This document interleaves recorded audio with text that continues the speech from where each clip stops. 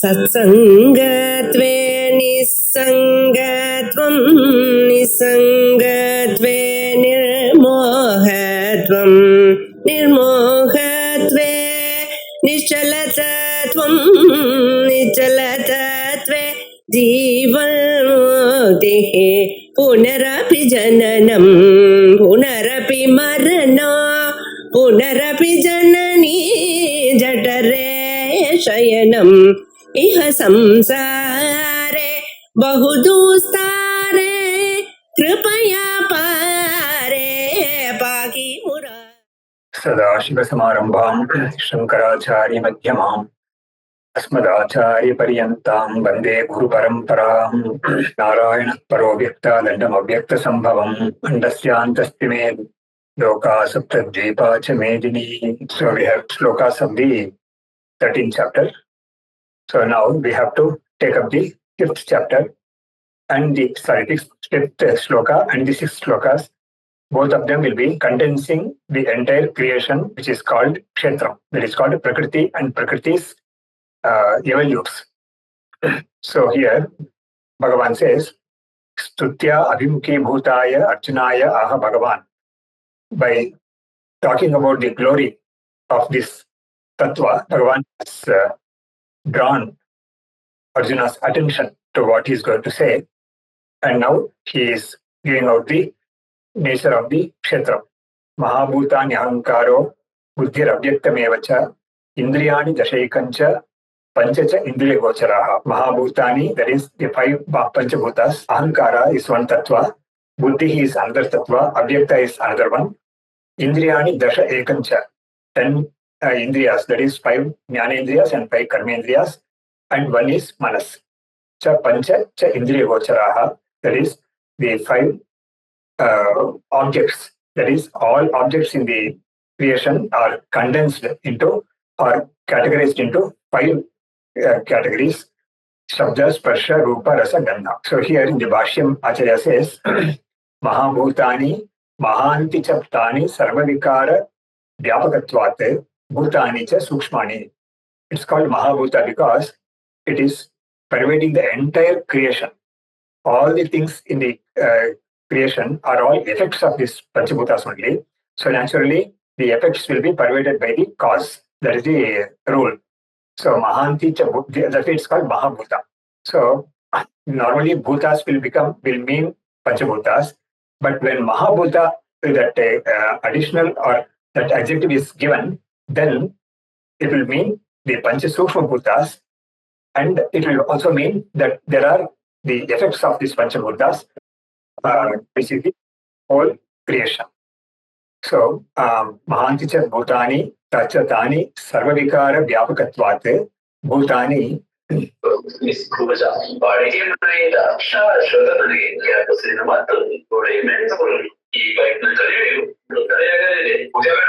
Bhutani, Panchasukshmani, they are all subtle elements. So, before they become evolutes, they will be in the subtle form. So subtle elements are called Pancha Mahabhutani. Stulani to Indriya Gochara Shabdena Abhidayishyante Ahanka. So these Stula Bhutas will be indicated by the word Indriya Gochara. Indriya Gochara is in the it is sloka itself, the last word is Indriya Gocharaha, those which are perceived by the senses. So all the senses will be having their own objects. That is, the eye will be having rupa for its object form. The nose will have gandha, that is smell, for its form, for its object. So in the same way, each and every sense organ will have its own respective object. Then, so they are all stula. So the objects are all gross, whereas the cause of these objects, that is the panchabhutas, they are all subtle elements. So that's how it is categorized. Then abhidayishyante. Ahankaraha. There is a word ahankara in this shloka. That is Mahabhuta Karanam Aham Pratyaya Lakshanaha. So the Mahabhutas are evolutes themselves of one tattva called ahankara. Aham Pratyaya Lakshanaha. So that ahankara in the cosmic form is available in the each and every individuals also as I feeling, the feeling of I. Ahankara Karanam Buddhihi Adhyavasaya Lakshana. So the karanam of the ahankara also is called buddhi. That is, its nature is to come to a determination of something which is indeterminate in the previous state. Then tat karanam abhyaktamevacha. So the cause of this buddhi is uh, avyaktam, that is called maya or prakriti. Na vyaktam, avyaktam, avyakritam, ishwara shakti. Avyakritam is another name for that. It's called Ishwara Shakti. Ishwara's Shakti, the power with which Ishwara creates this universe and sustains it and ultimately takes it back or absorbs them back to himself. Mama Maya Duratyaya. So he's quoting this shloka from the seventh chapter, where Bhagavan himself has said, Daivi Shesha Gunamayi Mama Maya Duratyaya Mameva ye prapadyante mayam etam tarantite. So that's the context there. So he says, Bhagavan says that this Maya is Bhagavan's Shakti, which is made of three gunas, and that is the one which is the cause of this creation. And all jivas are within the hold or grip of this Maya, and it's extremely difficult to come out of the grip. And whoever wants to really come out of it can succeed only by resorting to Bhagavan, that is the Brahma Tattva. So Maya Tattvam is the one which is binding, Brahma Tattvam is the one which is releasing. So if he resorts to Bhagavan, then he will get released. But then if he continues to be in the Maya Tattvam, thinking that it is real and it is very enjoyable and all that, he will continue to be bound. So that is the message of that shloka. Mama Maya Duratyaya. It is extremely difficult to cross over or transcend Maya. Ityuktam. Deva Shabdaha Prakrityavadharanarthaha. Etavatyeva Ashtada Bhinna Prakritihi. So this Buddhi Abhyaktam Evacha, that Eva indicates that this much alone is the what constitutes Prakriti. That is, so here the Prakriti has been given a different categorization in the or the components of Prakriti have been differently stated in the seventh chapter. So Bhagavad is reminding us of that, recalling that phrase, Bhinna Prakriti. So our Sri Anandagiri gives a comment for that. He says that that shloka says that Bhinna Prakriti Rashtada, in eightfold forms is this Prakriti evolved into eightfold forms. So there the the shloka has been we can recall that shloka. So this there that eightfold Prakriti has been stated in those forms, and that alone is restated in this shloka in this form. Then cha shabdaha bheda samuchayartha. The cha in the first line is indicative of bringing them together. That is, and it's actually, it means and. So the function that and does of collecting everything into one group is what is made done by this cha. Then Indriyani Dasha Kancha. Indriyani Dasha, 10 indriyas, 10 organs. Shrotradini Pancha Buddhyutpadakatvat Buddhi Indriyani. Sense organs are called Jnanendriyani and or Buddhi Indriyani, both mean the same. So they are called Jnanendriyas because they bring or they cause knowledge to us. That is, when the organs, these five sense organs, when they contact the five sense objects, they bring about the knowledge of the five sense objects, like it is tasty or it is hard, soft, and all that. So these are all the inputs that we get from by contacting the world outside. So so that's why they are called Jnanendriyani, Buddhi Indriyani. Then Vakpani Panyadini Pancha Karma Nirvartakatvat Karmendriyani. So the karmendriyas are the hands, feet, the speech organ, that is the vocal organ, and the organ of reproduction, the organ of ejecting the unwanted food that we have consumed. So here, so these are all the five sense organs. So five motor organs. It's called motor organs in English. So here it's called karmendriyani because they are all helpful in performing. That is, with the hand we can take or give, with the leg we can walk and all that. So each organ has been given a function. Then Tani Dasha. So put together the 5 karmendriyas and the 5 jnanendriyas put together are 10 organs, or they're all called indriyas. Ekamcha. So then there is one word called ekamcha. Ekam is one. What that one indicates? Manas or antakaranam all put together. So manaha ekadasham sankalpadyatmakam. So the function of the manas is sankalpa, vikalpa and all that. So that is the 11th organ, stated to be organ. So that one organ is internal organ, the others are all external organs. Then panchacha indriya gocharaha, that indicates the Shabda, Sparsha, Rupa, Rasa, Gandha, the outside objects which the indriyas contact and get inputs from the outside. So that's how the indriyas are the kind of a bridge connecting the outside world and the jivatma, Vishayaha, Shabdadiyo Vishayaha. Vishaya is object. Tani etani sankyaha chaturdarsha Chaturvimshati Tatvani Achikshate. So in the Sankhya Shastram also, they have made a very good categorization, and they have 24 categories.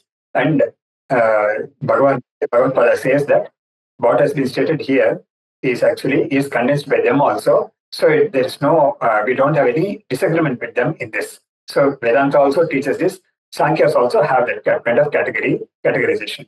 So tani etani sankyaha chaturvimshati tattvani achikshate. And then coming to the next shloka, ata idanim atmagunaha iti yan achikshate vaisheshikaha tepi kshetradharmaha eva natu kshetragnasya ityaha bhagavan. So now Bhagavad Pada is indicating to us the difference between the Vaisheshika doctrine or darshanam and the Vedanta darshanam. So he says the Vaisheshika darshana talks about certain Atma gunas. They consider the gunas that are being told in this Gita shloka to be the attributes of the Atman itself. So that great distinction is there between us and them. Whereas Vedantins do not accept them as the attributes of the Atman, but then Vedantins accept these as the attributes of the Antakarna, that is mind only, not the Atman. So that is a major difference between these two schools, Vaisheshika and the Vedanta. Atha idanim atmagunaha iti yan achakshate Vaisheshikaha tepi kshetradharmaha eva. Even those gunas which they consider to be the properties of the attributes of the Atman, the Vedanta considers to be the properties of the kshetra, or belonging to the kshetra, that is the prakriti, which is the observed category, not of the observer.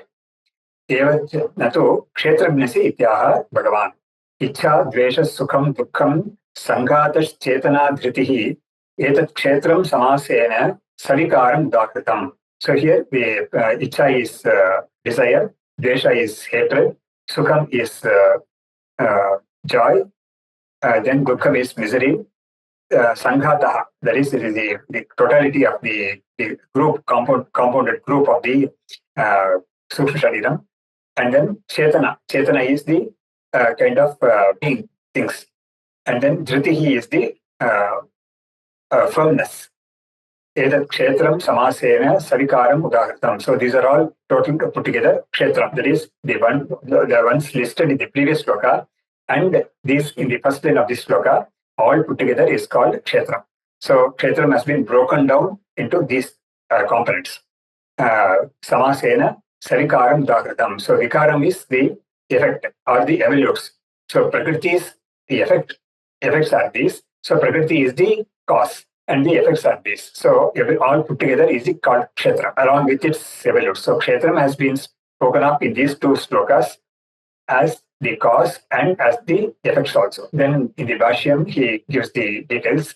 Icha yajjatiyam sukhahetum artham prabdhavan purvam पुनः तज्जातीयं प्रलभ्यमानः तम् आदातुमिच्छति सुखहेतुः इति सा इयम् इच्छा अन्तःकरणधर्मः नेयत्वात् क्षेत्रम्. So he is giving a very good detailed explanation as to what is called icha. Icha is desire, but then so many things are involved in icha. He is bringing about yajjatiyam sukhahetum artham upalabdhavan purvam. So the icha that arises now has got a bearing on or basis on something which has happened before, something has been experienced before. Yajatiyam sukhahetum artham upalabdhavan purvam, that is, he has uh, contacted or he has acquired something or some object in the past and experienced it. And that is, he has tasted it. If we want to talk about a tasty item or food item, it can be anything, something which has been heard before and which has generated joy in him. So he has contacted some object before, Shabda Sparsha Rupa Rasa Gandha, and it has generated joy to him before. So that leaves a samskara in him, and he desires to have it again if it is available. And so that it remains as a vasana. So there he, so this is how it happens. That mechanism is being stated here.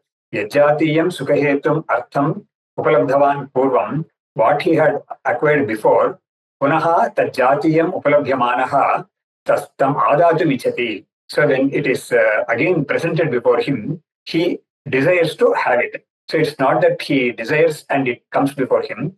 When it comes before him, he remembers his past experience with it, and now he wants to take it again. So that is what it's called. That something urge which is pushing him or impelling him to take it is called desire. Tatam adatum ichati sukhetu. So now he again he remembers that in the past this had created joy to me. This had caused joy to me. So now also it is in front of me. It will cause joy again to me, and so I like it. I want to take it. I want to have it. Sa iyam icha antakarana dharmaha. So this desire is a property or an attribute of the manas or the antakarana. Antakaranam consists of manas, buddhi, ahankara, and chittam. So this is a desire of the antakaranam only. Jneyatvat kshetram. And why is it grouped under kshetram? Because it is something known. That is, in the first shloka itself, Bhagavan had given the definition as what is kshetram and what is kshetragna. So kshetram is the known or the observed, and the kshetragna is the observer consciousness. Whereas the known part, that is a kshetram, is inert. It is a product of prakriti. So here, even this desire, normally when we say that there are effects of prakriti and we think that there are panchabhutas, and panchabhutas have caused so many objects in the creation, like shabda, sparsha, rupa, sagandha, and all that.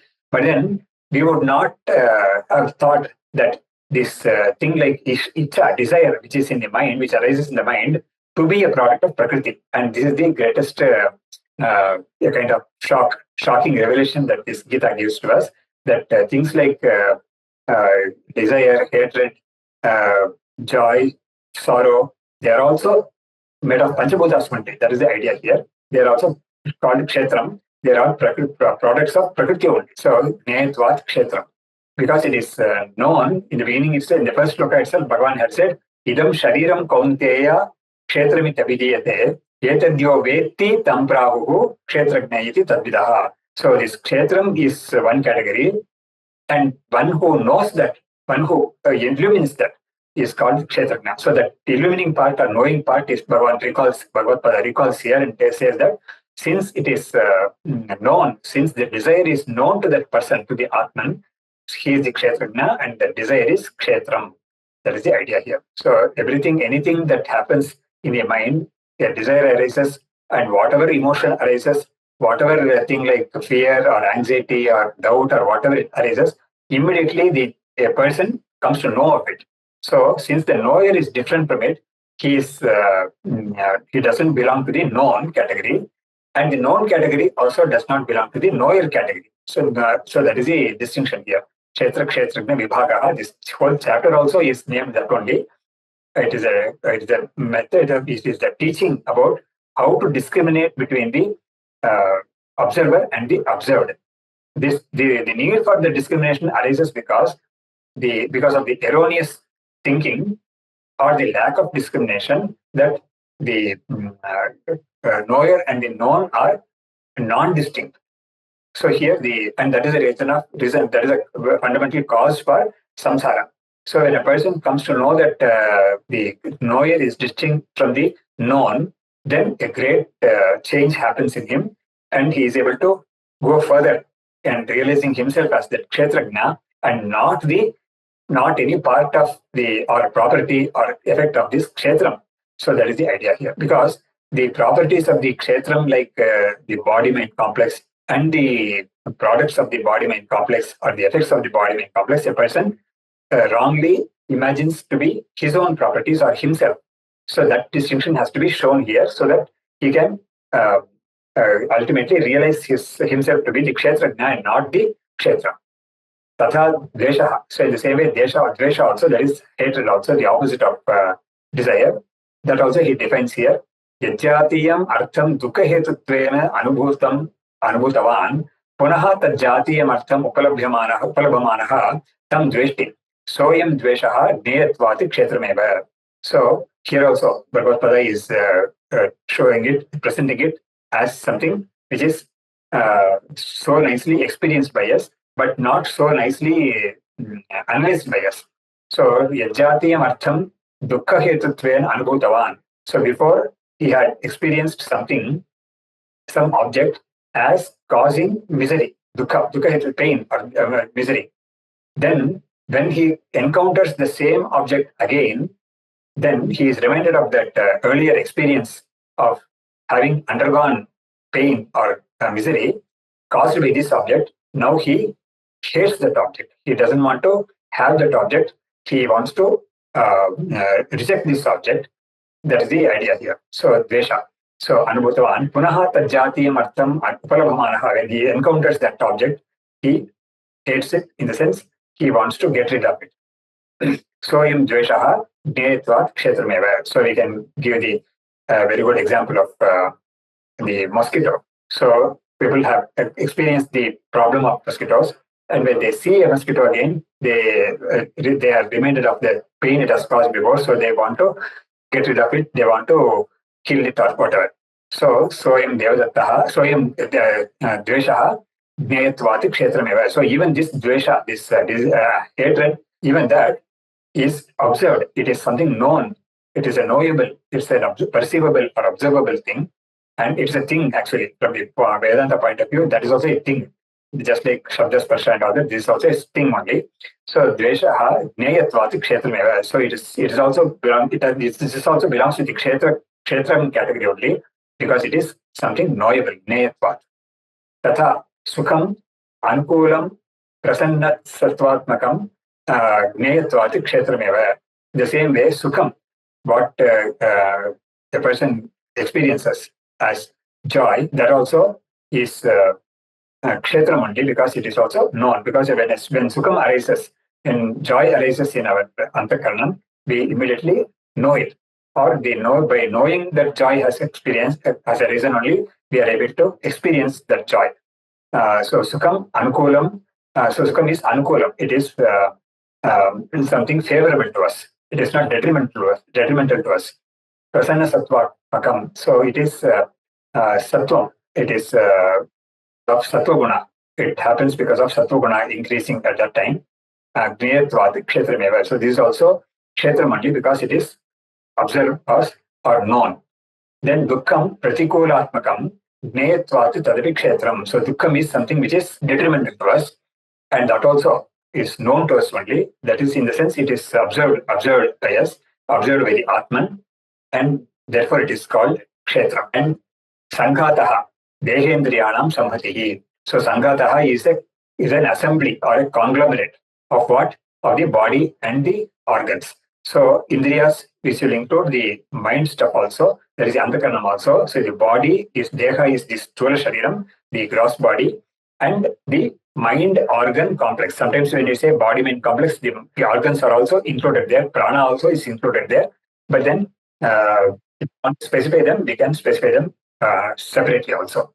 Body, organs, mind complex. That also is good. Dehendriyanam Samhati is group or assembly. Then tasyam abhivyakta karna vrittihi tapta iva lohapinde agnihi atmachaitanyabhas rasa Vidha Chetana. So Chetana is the word contained in that first line. So what is Chetana? He is expounding it. The meaning is stated here. Tasyam abhivyakta antakarna vrittihi. That is, in the body-mind complex, there is a antakarna vritti which manifests. So how it manifests, that he is giving an example. Tapta iva lohapinde agnihi. So lohapinda is an iron ball. Iron ball. When it is put in contact with fire, what happens? The iron ball also becomes hot and it becomes red also. So the redness and that heat does not belong to the iron ball naturally, but then due to the contact with the fire, this also is hot to touch, and then it is also red color to see. So in the same way, Atma Chaitanya Abhasa Rasaviddha Chetana. So this Chetana is something which is which arises as a result of affecting in itself the Atma Chaitanya. So Atma Chaitanya Abhasa. Abhasa is reflection. It is not the original, it's only reflection. So it is something which is endowed with that Atma Chaitanya, reflection of the tensions. Atma Chaitanya is called Chaitana. Sacha Kshetram Neyatvad. Even that is something which is experienced by us, or something which is knowable to us, and that is called Chaitana. Like, for example, when we say, I am conscious of this. So when we think that the whole body-mind complex is conscious, in the sense it is sentient. Yeah, that's the better word, sentient. And how that sentience comes to the otherwise inert body-mind complex, it is because of this contact with this Atman. And the example given is, even though the iron ball is naturally not hot and not red, yet with the contact of the fire, it appears red and hot. The same way, the body-mind complex, even though it is inert, devoid of any sentiency, with the contact of the Atman, it is as though sentient, Chetana. Then Dhritihi. Dhriti is firmness. Avasada praptani dehendriyani yaya avasada praptani dehendriyani dhriyante. So this dhritihi is something which is a very wonderful property, power in us. That is, when the body-mind complex is bogging down because of tiredness or whatever, then something which is rejuvenate and holds it firm is called this dhriti. So a person can employ or bring to the fore this dhriti in himself and uh, give a kind of a pep feeling to oneself. So dehendrani dhriyante. Saja jnayatvat kshetram. Even that is something which is observed, perceivable, and that's why it's called kshetram. Sarvantakarana dharmopalakshanartham ichhadi grahanam. So this ichha, dvesha, sukham, dukkham, sangataha, chetana, dhritihi, it's all grouped together as to bring out the properties of the mind alone. That is the antakaranam only. Sarva antakarana dharma. That is the properties of the antakaranam. Upalakshanartham. So this the ichha, dvesha, sukham, dukkham, and all that are not the exhaustive. It's not an exhaustive list. It is it's only indicative. It's only representative of so many other things also which are possible to be stated as the properties of the mind. That's why in the Brihadaranyaka Upanishad they have got a mantra: Kama Sankalpo Vichikitsa Shraddha Ashraddha Dhritihi Adhritihi Dhir Dhir Dhir Dhir Ityetat Sarvam Manayeva. So it gives a list of these properties of the mind and calls them mind alone. So it calls them mind alone. So the mind is the one which is endowed with these things, and it calls these things itself as mind. So they say that vritti mator abheda. So the vrittis, that is these properties, and the one which has these properties, the locus of these properties are non-different. So they are called manasarti. And they are also kama, sankalpa, vichikitsa is doubt. So sankalpa is resolve and all that. Then dhriti, what we saw here, adhriti is the opposite of that. Then shraddha, that is, we can call it faith, and the opposite of it. And bhihi, bhayam, and all that. And hrihi, the kind of feeling of shame and all that. All these things are grouped together. and stated as mind, but then even that is also not exhaustive. So many other things can be stated. And so here, in the going further, yataha uktam upasamharati, yataha uktam upasamharati, etat kshetram samasena savikaram sahavikarena mahadadina udahritam uktam yasya kshetrabheda jatasya samhatihi idam shariram kshetram iti abhidiyate iti uktam tat kshetram vyakyatam mahabhutadi bhedavinnam dhrityantam. So now he is concluding the list of the or a small explanation or the exposition of the category called kshetram. So etat kshetram samasena savikaram udakritam. So this is what is called kshetram, and it has been expounded in a very concise form. Samasa is in a very concise form, not a detailed form. That's why, as I said, the Brihadaranyaka mantras gives some more things, but here only a concise form is stated here. Udahritam idam shariram kaunteya iti uktam. So that kshetram ityabhidiyate, that kshetram, what has been stated in the first sloka, has been now expounded into its by mentioning or pointing out to its components. Tat kshetram vyakyatam mahabhutadi vedapinnam drityantam. So starting from mahabhutam, from the previous sloka up to the end of this first line of this sloka, the whole thing is called kshetram. So here we will end this session. Idam shariram kaunteya kshetramit abhidiyate yat yo veti tam praho kshetramiti tadvidaha narayana parovyakta dandam avyakta sambhavam andasyantastrime loka saptadvipacha medini vinaya sampannam vetaragam vivekinam bande vedanta tattvagnam vidushekara bharati.